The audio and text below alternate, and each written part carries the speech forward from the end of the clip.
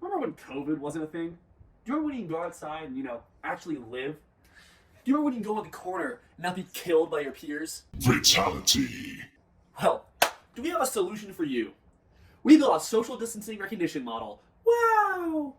Yeah, now I know what you're thinking, like, how do you use machine learning to figure out if people are socially distanced or not? Oh, 6 feet apart? What? Well, let me explain. First, we find a data set.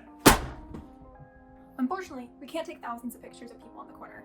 That is illegal and a violation of privacy. We can, however, use a dataset from Stanford University that was used to identify groups of people. This dataset has pictures of people in a variety of situations, from libraries to bus stops to classrooms to conferences. Even though this dataset isn't from Virginia, we can generalize it to people in Virginia. After all, people are people. Okay, now we got our faces. Now we just need a model to recognize these faces in the photographs. But how are we going to do that? Our first attempt to solve this problem was to make a facial recognition model, but we realized that was really hard. So we used Python's OpenCV library, and they very gratefully had a facial recognition model. That sometimes doesn't work, but when it works pretty well. And once we could detect one face, we could detect two faces. And when we could detect two faces, we could determine the pixel count between them. When we tried running this through an actual data set of images, it didn't know what a face was. And also, perspective and skewing, along with z-depth, led to a lot of issues. OpenCV might be functional, but it's not the ideal solution in this case. We abandoned OpenCV and we looked into other off-the-shelf models, but it seems that nothing was good enough at recognizing faces consistently. Stupid math? Why can't you just math harder and make facial recognition perfect already? Well, now it looks like we're going to have to approach our problem in a different light. Instead of looking at the faces of pedestrians and then trying to figure out the distance in between them to tell if they're socially distant, why don't we just label the images ourselves as being socially distant or not, and then train a model to classify whether other images are socially distant or not based off that labeled data set?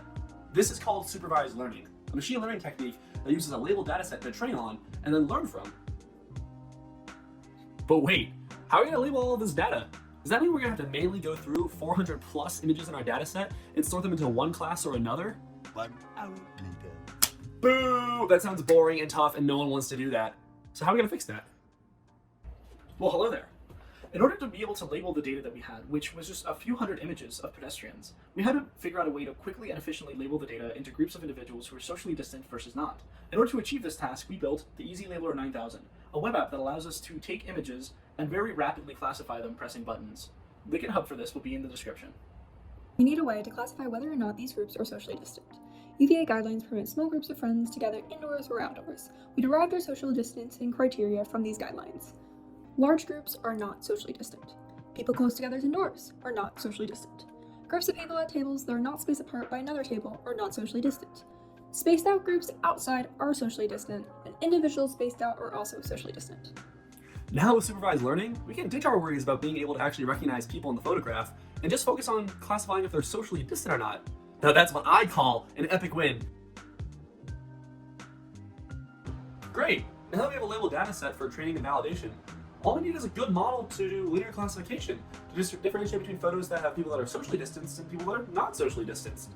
Now, where are we going to find a model like that? And what exactly is linear classification? Well, let me tell you. Linear classification, also known as binary classification, is the act of separating data points in a data set into one of two classes. In our case, for our problem, it works really well because we have two classes we want to separate into. We have not socially distanced and socially distanced. We want to use a really complex model that's going to best fit to our data set. In that case, we want to actually use something called an artificial neural net. Now, what's an artificial neural net? Well, an artificial neural net is basically made up of units called perceptrons, and perceptrons hold smaller units in them, called threshold logic units. What threshold logic units pretty much do is take in inputs, which in our case could be pixels, or features of pixels, or some information about the photo, and it's going to take a weighted sum across the inputs, and then it's going to apply a step function to output a singular value. And then that singular value is going to determine whether, our data value sits in one class or another. So then, those threshold logic units make up the perceptrons, many of them make up the layers of our artificial neural net. And artificial neural nets with many layers are called deep learning models. We're going to use one of these deep learning models to, do our binary classification. For building our neural network, we decided to go with TensorFlow. And upon doing some research, we found that Google had made a simple way to train TensorFlow models for image classification called teachable machines, as you can see here on my screen. With teachable machines, we can upload our training data and then set our hyperparameters and train our model. Once the model is trained, we can either use it in real time with a webcam or with a file. And we can also upload the model to be used online, like this.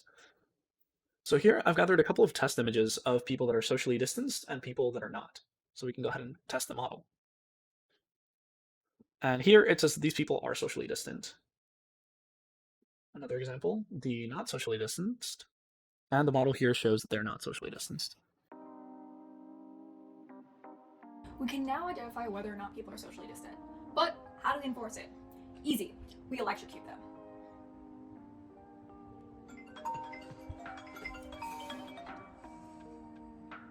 Hi, Professor Nguyen. What's that? We can't electrocute people? Oh, fail. Oh, okay. So we can't electrocute people. What we can do is set up our system in local restaurants to help employees better identify social distancing infringements. Employees can now focus better on their jobs instead of worrying about confronting people violating social distancing guidelines. In total, we learned about binary classifiers and neural networks, specifically TensorFlow's framework for this particular one. We even learned a bit about facial detection. Originally, this project was going to take pictures of pedestrians, identify where their faces were, and we were going to measure the distance between those. We expected to find data sets that had pictures more like Abbey Road style pedestrians, but we had to deal with perspective instead. And it's very hard to measure distance between items not on the same plane, which we found out the hard way. But we adapted, we overcame, and we learned.